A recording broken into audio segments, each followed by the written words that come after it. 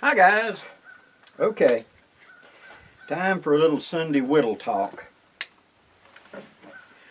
Buck 110, I know somebody's going to ask. Uh, Recently, on one of my videos, somebody commented, and what they wanted to know is this. They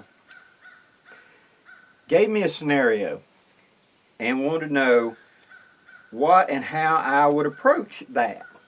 Okay? And the basic idea was of a get-home bag. What would I prepare and how would I prepare for this?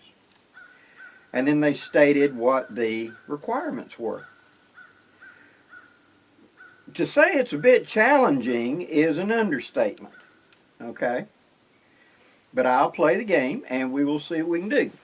Okay, here is the scenario. You're out west and you live in town A. You have to commute every day to another equally small town that is 60 miles away. That is where you work. What would I carry provision-wise in my vehicle that if X happened, insert your favorite catastrophe, and I was going to have to walk from B all the way back to A, walk 60 miles. They said, Blackie, I want to know what you'd carry in your pack, you know, something small and compact that isn't going to be too, you know, obnoxious or whatever, but I need some small thing. And what would you recommend to get me all the way home, 60 miles, and it's got to be some small bag? I am sure that there are a lot of YouTube channels out there that will tell you that this small little Altoids tin with this 6 inches of wire and a Band-Aid and an X-Acto blade is all that you're going to need. But I have come through life learning that that which glitters is rarely gold. So I'm going to tell you the straight up truth. What you're asking is not a simple little evacuation plan. Can people walk 60 miles? Absolutely. And let's first look at, like old Socrates said, let us discuss what we're going to discuss. So we're talking about traveling on foot 60 miles out west. Okay? It is not unheard of in the annals of human history to hear of a human traveling that distance on foot in a day. It has been done, although it is the by far great exception. The story that comes to mind is the founding of Pennsylvania, the state of Pennsylvania. That when they had made the original deal with the Delaware Indians, the Lenape, that it was supposed to be from here to here, and that was the northern and southern boundaries, but how far in was the question. And so they said it was what a man could travel on foot in a day. Well, the Indians were thinking about 10 miles. But now after a good number of years and that colony had expanded, they were beyond that limit. And so they were kind of balking about it, saying, y'all are going too deep in there. We agreed up here. So to settle it, they agreed at this certain time that they would find out how far a man could go on foot in one day. And of course, the colonists kind of set the stage in their side. First, they went and cleared a path, smoothed it out, built bridges and everything to make it as smooth and flowing as they could be, and had a wagon road right beside of it so that they could keep up with the person with a wagon for supplies and stuff like that. Next, they trained this young man. I'm sorry, I don't remember the young man's name, but he was a very devoted religious man. And so they knew they were going to have to find somebody that they were running for God, that just a king and country wouldn't make it. They had to believe that this was, you know, And so they had to be that kind of zealot to do it. And at the stroke of midnight, with a young man with his foot standing in the surf at the coast, he took off at a dead run. And he ran until he collapsed. And when he collapsed, they picked him up, threw him in the wagon. They rubbed his legs. They poured stuff down with priests and everything, wailing and imploring God. Multiple people riding on horses watching it. And as soon as the young man caught his breath, he jumped up and he took off again, going just as hard and long as he could. And at the stroke of midnight, he had traveled over 100 miles on foot. Now, yeah, that's an extreme. And it nearly killed a young man, and it was said it took him years and years to recover. And even an Olympic-class athlete today, with a gun to his head, would be hard-pressed to duplicate that. But the fact that humans can travel a long distance is historically accurate. Now, how long is it going to take? Well, let's look.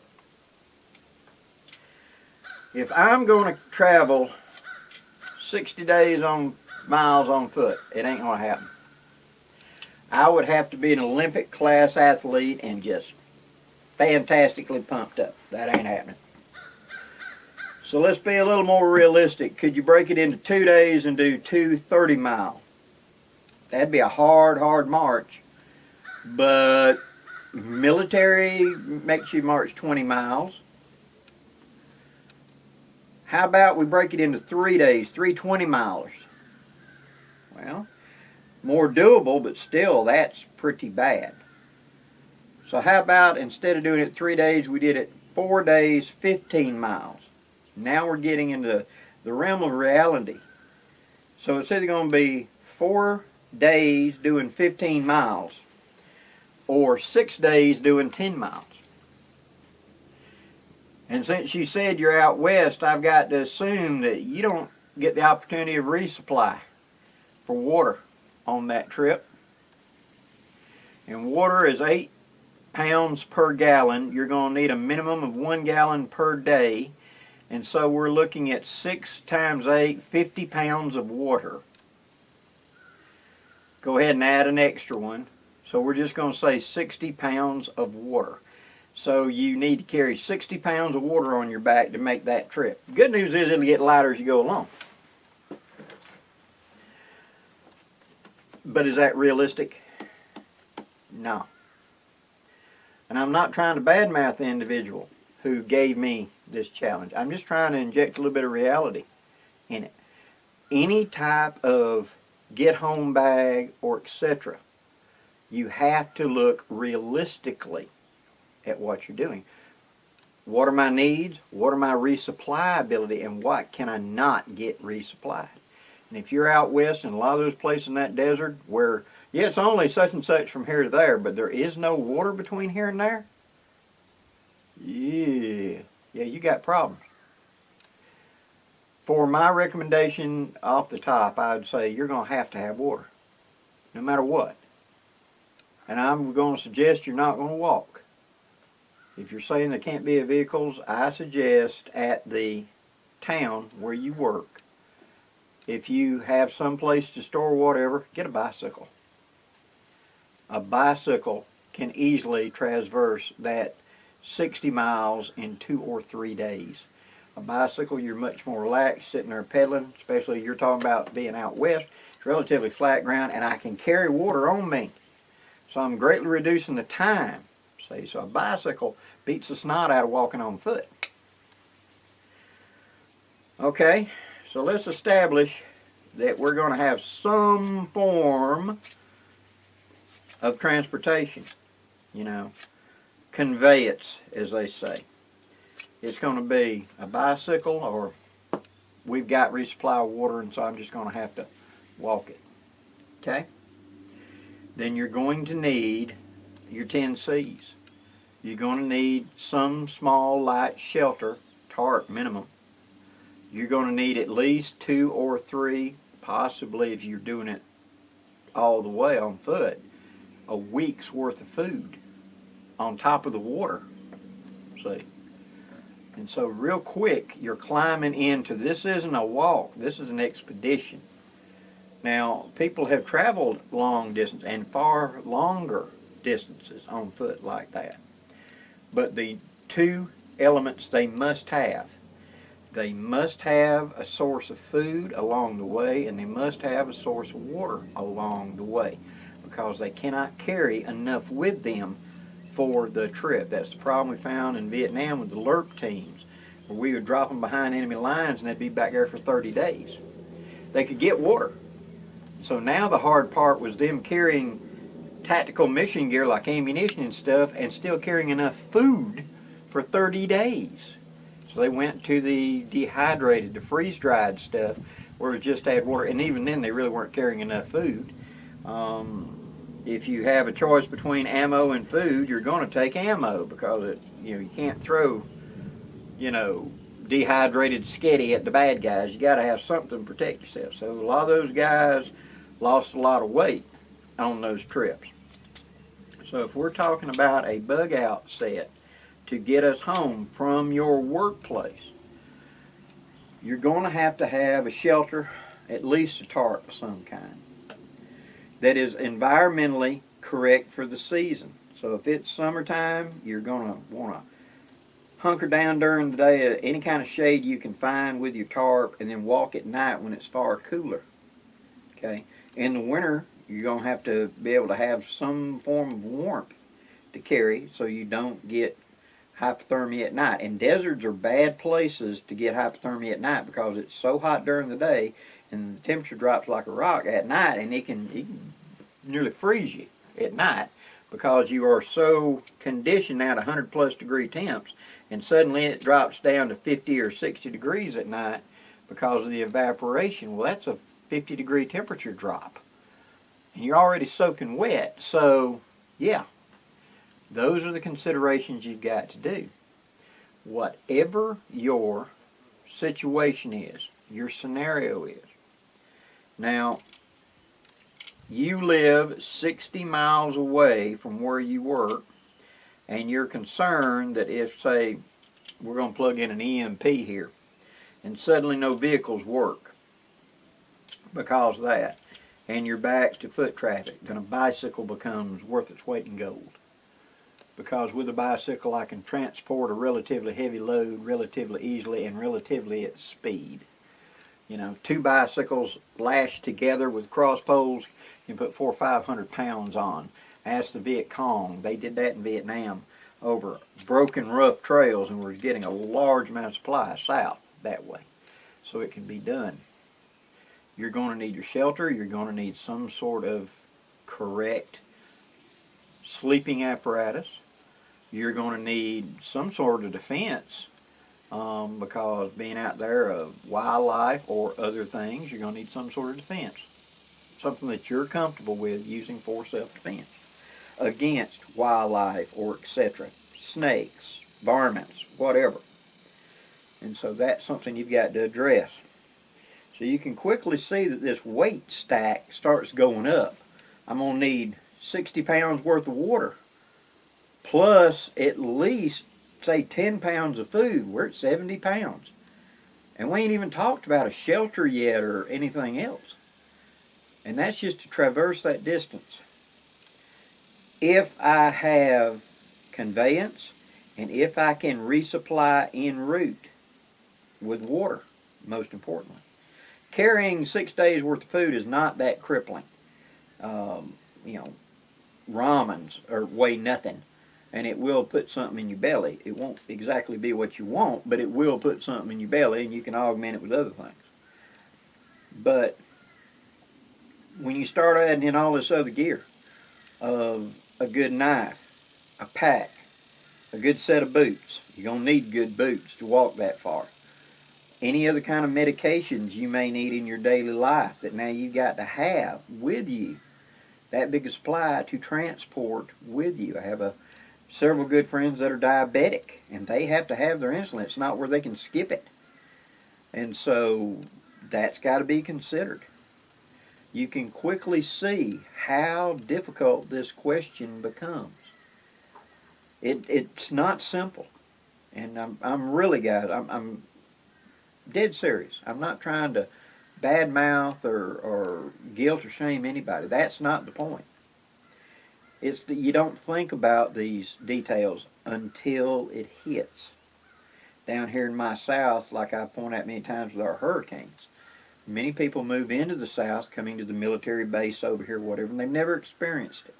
So they understand the concept of storms. They don't understand a slow-moving hurricane that you have one of the worst storms you've ever been in, but it lasts 24 hours as that big sucker slowly drifts past you. 70, 80, 90 mile an hour winds, just hammering rain. And that infrastructure goes down. Cell towers go down. Power goes down. All kinds of stuff goes down, and the amenities that you're used to simply aren't there. And a lot of the roads are blocked, so you simply can't get there from here. See, flooding happens. And so those things you need to think about ahead of time. What is the distance I have to traverse? Can I reasonably walk that in, say, 3 days? In this case, this person's scenario gave me 60 miles. I can't walk that unless it's life and death and you got a gun to my head.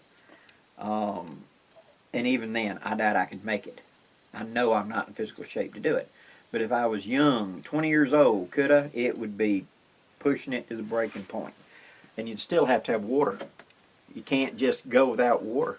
The more you exert, the more you got it. And that is the Achilles heel of all humans. We got to have water. We can't do without it for very long. 3 days or less, you've got a problem, real problem, without any water, especially if you're exerting yourself. So if you had a choice between, on that trip, food or water, you got to take water over the food. I won't starve to death in 6 days, but I will succumb in 6 days without water. So I'd have to carry the water. Wow, 60 pounds of water, you know. Plus the fact I would have to carry it in such a means that it doesn't slosh. I've got to have a bladder or something I could roll up as it's consumed. Otherwise that is just going to wear you out. The thigh pockets on military cargo pads. The Army did a study back in the 80s where they came up with a thigh pouch that would anchor to the thigh, and you could put sustaining things in, like sustenance pouches that we know today, on the thigh. And then they did extensive field tests with soldiers, and they found it wore the soldiers out much faster because the constant fighting balance used up energy. And the soldier that could do 20 miles was now doing 14 miles or 13 miles and was just exhausted, and it was that extra weight. World War II, whenever we had to have guys carrying jerry cans and things like that over mountain passes and things to remote areas, and they're carrying a 5-gallon jerry can, which is 50 pounds, or 50, 55, 60 pounds, like we're talking about, on their back. And as the water level would be used up in it, that sloshing made it far worse to carry.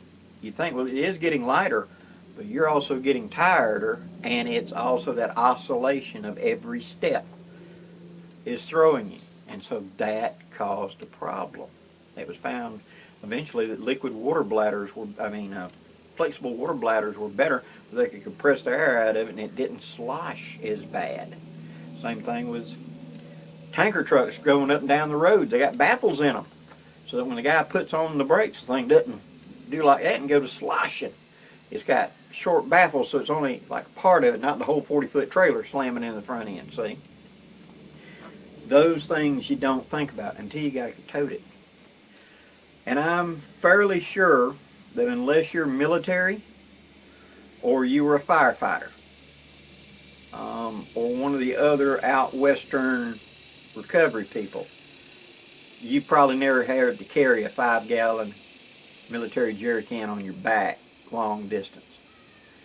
And it was something that a lot of guys didn't want to carry for that very reason. So carrying water is no fun. We've got to have resupply. So, back to the question. if Blackie was in that situation where I'm working 60 miles away at a small town, I suspect that there is a possibility that there will be no vehicles and I will have to get back home. I would make effort to either get me a bicycle and cache it in that town at some sort of area, my business or whatever. I would put a bicycle rack on the back of my truck, my car, or just simply put a bicycle in the back of my pickup and have my bug out bag and etc. fitted to fit to that, because then I got conveyance. With that, I can shove off and probably in 2 days be home. Because riding 30 miles on a bicycle in a day, relatively flat, relatively leisure pace, maintaining, say, 5 miles an hour, which is just a brisk walk, is not that difficult on a bicycle. And so 5 times 6, 30 miles, 6 hours, I'd be home. 30 miles in, I could camp for the night, get up the next morning and do it again. Or just camp, sleep 6, 8 hours and get up and go again. But I could make that traverse. I would have water. I would carry at least a couple gallons of water, 3 or 4 gallons. I would distribute the load over the bicycle. I'd go ahead and have my packs made up where I could easily and quickly attach them to the pack. That would be my get home bag. Would be the bicycle would be part of it to get me home. That's just if there's no such thing as a combustion engine anymore and you got to go back to manpower. Bicycles are great pieces of gear. What if it's a much longer commute? Like Blackie, I commute 100 miles away, and I know people that do that. Well, you're right back in that same thing. The only thing other than a motor vehicle is going to be a bicycle. You're probably not going to be allowed to carry a horse to work. And anything that you would transport it with, when people in the past transported long distance, it was wagons and mules or push carts. Before the days of bicycles, there was push carts. Imagine a cart with big bicycle wheels on it and a pair of rickshaw type poles out the front where you could lift it up, put the yoke around your neck so it hung and the 2 poles come up under your arms like this, and you could walk. And when you stopped, you just sat it down. It wouldn't drop to the ground. It'd drop down about that far, and then it would have legs that would touch. You could let go of it. Those type of goat carts, hand carts, and things like that were how people carried supplies over distance on foot. Kind of conveyance, and they were everywhere back in those days. I remember a write-up in, I think it was the Boston newspaper of 1764, 65, something like that, of basically a traffic jam.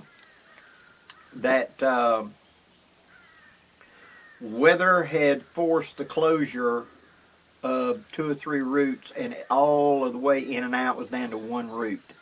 And there were so many people with hand carts and people's, such thing trying to get through that the wagons couldn't get through with the horses because there were just so many people clogging the roads, walking with these carts, because that's how they transferred goods, things like that, to and from the city and to where they went. They would put their product into the wagon, walk the 30 miles to the city, sell their goods, buy supplies, load in the cart, and take it back. So that was their man-powered pickup truck of that day. And so that was how they transported it, was some sort of cart. Now, we don't talk about that a lot today, do we? James Bender of Waypoint Survival is doing a historic section of videos, and one of them is he's got a cart because we had talked about it, and carts were that common for transporting bulk items over distance. If you didn't have a horse and you didn't have a wagon, a cart was the next best choice. In modern times today, If you're going to put me to that type of thing of saying I've got to travel that far, I'm going to get a bicycle. I can affect my survival very well on a bicycle. Plus, it's light and handy. It's easy for me to get well off the road and find a out-of-the-way spot for stealth camping, because I don't want to advertise and attract interest, right? In this type of scenario that you're giving me where I've got to walk back out. And it's something that if I hear trouble approaching, I can get off the road, hide more readily with a bicycle than I can some big unwieldy pack that I can barely hold up. I know this is kind of long-winded, guys, but it's really, it's one of those questions you have to answer. I want you to think about, where do you work? Where do I live? If tomorrow somebody threw a switch and there were no cars, how would I get from A to B? How would I get there? What route would you take? It probably wouldn't be a bad idea for you to actually go and, on a day off or something, drive that route. Is this the best route? Yes, the fastest route this way with a car. But is it the fastest route if you were walking? Would I want to go through the middle of the city like you do in your car? Would it be better for me to take this old 2-lane road that's slow as all get out? Yeah, but would there be a lot less traffic? Plot out your route ahead of time. See how many miles it is. Figure out what you'd have to do. Is there a water source along this way? Can I get to it? Those type of things, planning ahead, will get you back home. It's not as much the gear as the planning. And I know that the individual wanted me to say some wonder tool or some super light piece of ultralight gear, and all of that is wonderful stuff. It really is. I would be toting, put me into that situation, I'd be toting very little gear. I'm going to be toting a tarp or something. I'm going to be carrying my knife. I'm going to be carrying me a little something to heat, probably a canteen cup to heat it up, and the rest of it's going to be water. I'm going to have enough of my 10Cs with me to make sure I can survive. But after that, it's all weight. I've got to drop that weight down. Now, if you'd like a book to look at to help you get the mindset, what I recommend is Colin Fletcher's book, The Complete Walker. Colin Fletcher was a really good writer, and he was a backpacker, and he wrote many good books on backpacking and backpacking adventures. And the book, The Complete Walker, talks about how to address all your needs and how to streamline it as light and as focused as possible. Now, Colin went and did a hike of the Grand Canyon, and a lot of that's going to be without resupply, remember. So he talks about how to supply, how to set up, how to see obstacles you got to go over, route planning, things like that. And so that book may help you. I hope you've enjoyed the video, guys. Thank you very much for listening. And down in the comments, give me some questions or stuff, of ideas you'd like me to answer. I'll be glad to do the best I can to answer it. And to the individual that sent me the request for this, I hope I've answered your question. It's not the gear, it's the water for that scenario. And in your situation, come up with as light a set of gear as you can get, minimum you get, and come up with some way to either find water and resupply or be able to carry that water somehow with you. A bicycle would be the best. Some sort of cart would be the other. Good luck to you guys. Till next time, guys, I'm Blackie, wishing you safe journeys. Have a great day, guys.